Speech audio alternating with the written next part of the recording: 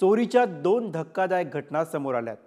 एकामध्ये चोरट्याला जागीच पकडण्यात आलंय, दुसऱ्यामध्ये चक्क कॉलेजच्या तरुणांनी केलेली लाखोंची लूट उघड झाली आहे। कुठे घडल्यात या घटना, कॉलेजच्या मुलांनी कशी केली लूट, बघूयात याविषयीचा सविस्तर रिपोर्ट।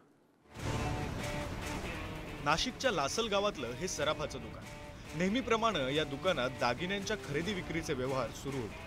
दुकानदार गिराईकांना वेगवेगळ्या प्रकारचे दागिने दाखवत होते। त्याची पसंती, दरांविषयी चर्चा सुरू होती। इतक्यात ओळख लपवण्यासाठी तोंड आणि डोकं बांधलेला एक चोरटा दुकानात आला। त्याने थांबून परिस्थितीचा अंदाज घेतला। काही कळण्याच्या आतच त्याने काचेच्या काउंटरवर ठेवलेला दागिना उचलला आणि पळण्याचा प्रयत्न केला। तिथे असलेल्या गिराईक आणि दुकानदाराला वेळीच लक्षात आलं।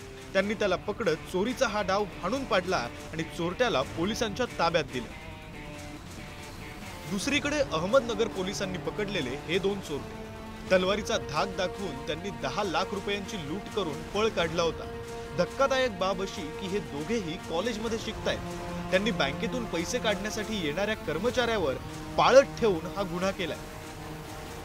शेवगाव शहरातून बँकेतून 10 लाख रुपये काढून घेऊन मोटरसायकलवर जिनिंगकडे जात असताना त्यांना मोटरसायकलवर आलेल्या दोन अज्ञात इसमांनी अडवून त्यांना तलवारीचा धाक दाखवून आणि त्यांच्याकडचे 10 लाख रुपये लुटून नेलेले होते।